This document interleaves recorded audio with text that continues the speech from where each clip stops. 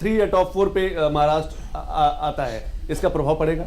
हाँ, निश्चित रूप से पड़ेगा। और डबल इंजन की सरकार, जी, जिस तरीके से डबल इंजन की सरकार की बात करें कि अगर सेंट्रल में गवर्नमेंट हो और वही गवर्नमेंट जो है स्टेट में हो, तो विकास की गति जो है वो बढ़ जाती है। निश्चित रूप से संतोष जी, इसका पूरा प्रभाव दिखेगा, क्योंकि महाराष्ट्र में आज वहां की जो अर्थव्यवस्था है उसमें कई बड़े ऐसे अवसर हैं, क्योंकि महाराष्ट्र का एक बड़ा क्षेत्र समुद्र से जुड़ा हुआ है, वहां व्यापार के लिए काफी सुगम माहौल है। और महाराष्ट्र का जो खासतौर पे सामाजिक चरित्र है वहां के बड़े महानगरों का, कि जहां पर अलग अलग संस्कृतियों, अलग अलग विचारों के ऐसे हमारे नागरिक हैं, और शिक्षा का काफी बड़ा केंद्र है, और वहां के लोगों में बड़े पैमाने पर उद्यमशीलता है। ऐसे स्थिति में अगर महाराष्ट्र में सरकार जो दोबारा आती हुई दिख रही है, केंद्र सरकार के साथ एक बार फिर पलटा पासा जो है पलट गया है कटेरी में, एक बार फिर जो पासा है पलट गया है कटेरी से, सपा पीछे हो गई और भारतीय जनता पार्टी के प्रत्याशी जो है वो आगे निकले हैं। अब से कुछ ही देर पहले हमने देखा था कि किस तरीके से कटेरी में समाजवादी पार्टी आगे थी, लेकिन अब एक बार फिर 12वें दौर की गिनती के बाद बीजेपी ने जबरदस्त बढ़त बनाई है। कटेरी, कुंदरकी ऐसी सीटें हैं जो चौंकाने वाली सीटें हैं, लेकिन जिस तरीके से भारतीय जनता पार्टी ने के जो प्रत्याशी है वो उन्होंने एज लिया है, बढ़त बनी है 1322 वोटों से आगे। 11वें दौर में बीजेपी 2000 से अधिक वोटों से पीछे थी, लेकिन अब एक बार फिर कटेरी का पासा पलट चुका है। नवल जी, किस तरीके से देख पा रहे हैं? कुंदरकी में हमने देखा कि किस तरीके से काफी आगे, कटेरी से भी बात आ रही कि समाजवादी पार्टी से भाजपा जो है काफी आगे। देखिए, कटहरी एक ऐसी सीट है कि जो सपा का सांसद, सपा का जो विधायक था वो सांसद बन गया और उनकी पत्नी वहां से चुनाव मैदान में है, तो जाहिर से ये माना जा रहा था कि ये जो सीट है ये समाजवादी पार्टी की है और समाजवादी पार्टी यहाँ बहुत अच्छा लड़ेगी। लेकिन जिस तरह के रिजल्ट आ रहे हैं, जिस तरह के रुझान आ रहे हैं, वो दर्शाता है कि बीजेपी ने जबरदस्त मेहनत की है, जबरदस्त प्लानिंग की है और एक बड़ी स्ट्रेटेजिक संग मैदान में उतरी है, और उसी का ये परिणाम नजर आ रहा है, उसी के परिणाम नजर आ रहा है। पल पर रुझान बदलते जा रहे हैं, पल पर रुझान, अब बस परिणामों का इंतजार है। लेकिन अब से कुछ ही देर बाद यही रुझान परिणामों में तब्दील हो जाएंगे और तब पता चलेगा कि आखिर पीडीए पास या फेल। तब पता चलेगा कि सिंगल फेस जो ब्रांड, फायर ब्रांड चेहरा रहा है मुख्यमंत्री योगी आदित्यनाथ का, वो, और इसके साथ साथ जो लोकसभा में नुकसान हुआ भारतीय जनता पार्टी को, 37 सीटें समाजवादी पार्टी ने जीतकर एक बड़ी मार्जिन कहा सकते हैं, बड़ी उछाल लगाई थी। लेकिन क्या उत्साह के साथ जिस तरीके से रुझान है वो परिणामों में कितना बदल पाते। लेकिन एक बार फिर बात महाराष्ट्र की करेंगे, क्योंकि महाराष्ट्र में दिलचस्प 2 बड़ी तस्वीरें स्क्रीन पे आंकड़े निकल के आ रहे हैं और बीजेपी की एक और बड़ी खबर आ रही है। कुंदरकी सीट पर बीजेपी जीत की ओर, कुंदरकी लगभग शुरुआत में 74,568 वोट की बढ़त के साथ बड़ा मार्जिन है, लगभग 74,000 वोट से ज्यादा उसके एक अंतर है कुंदरकी सीट।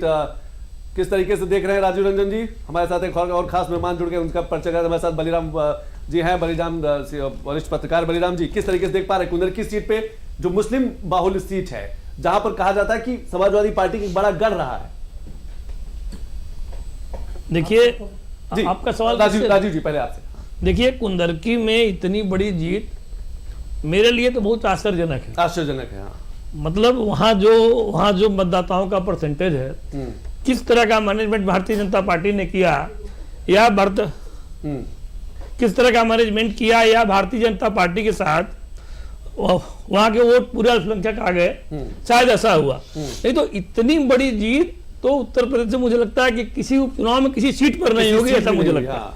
बिल्कुल, आप देख रहे हैं कि 74,000 से ज्यादा बहुत बड़ी जीत है और थोड़ा आश्चर्यजनक है ये। आश्चर्यजनक है। बलिराम जी, किस तरीके से देख पा रहे हैं? आश्चर्यजनक है 74,000 से लीड लेना, अभी रिजल्ट नहीं आया लेकिन एक बड़ा अंतर है। एक्चुअली मुरादाबाद की जो कुंदरकी सीट है या मुरादाबाद है, वो सपा का गढ़ रहा है। वो सीट भी सपा की थी और वहाँ रणवीर सिंह ठाकुर का इस तरीके से बढ़त बनाना ये आश्चर्यजनक है। एक तो कहा जा रहा है कि उन्होंने एक्सेस किया तुर्क मुसलमानों के बीच। अच्छा। वहाँ पे जो मुस्लिम वोटर भी हैं उसमें तुर्क मुसलमानों की संख्या ज्यादा है और सपा का गढ़ है, सीट भी सपा की थी। जिस विधायक ने उस सीट को छोड़ा है वो वहाँ से वो सांसद बना है और उस सीट पे बीजेपी इतने वोटों से आगे है, ये अपने आप में एक आश्चर्यजनक है।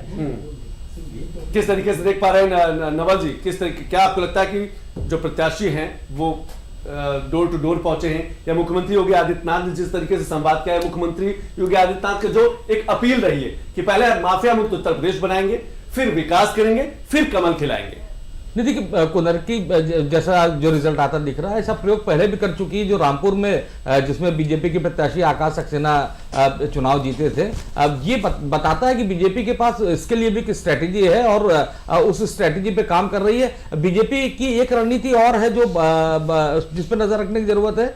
बीजेपी क्या करती है कि वो जो अल्पसंख्यक है उनको लगता है कि पूरी तरह से वोट नहीं देगा, तो कम से कम उनको इतना कन्विंस कर दें कि वो वोट अगर बीजेपी को नहीं देना चाहते तो कम से कम वोट देने ना निकले। तो एक स्ट्रेटेजी भी होती है और बीजेपी के जो योजनाएं हैं निश्चित रूप से मुसलमानों को बहुत फायदा मिला है, उसका भी असर होता है। और जो प्रत्याशी बीजेपी ने उतारा उसकी भी कई मुस्लिम पिकेट्स में एक अच्छी पैठ थी और जो प्रभावी नेता है मुसलमानों के उसमें अच्छी छवि थी। तो इसको केवल आप बीजेपी की जीत ना मानिए, इस प्रत्याशी के प्रयास की भी इसको नजर रखना होगा। बिल्कुल, ये केवल बीजेपी की जीत नहीं, प्रत्याशियों की मेहनत भी है और खासतौर से मुख्यमंत्री योगी आदित्यनाथ जिस तरीके से इकलौते चेहरे के रूप में 9 की 9 सीटों में 14 से ज्यादा रैलियां की, जनसभाएं की, उसका असर भी है। बलराम जी कुछ कहना चाह रहे हैं आप? एक बात मैं और कहना चाहता हूँ, कुंदरकी सीट अपने आप में राजनीतिक पंडितों के रिसर्च के साथ साथ जो पीएचडी के स्कॉलर हैं उनके लिए भी एक रिसर्च का विषय हो गया है।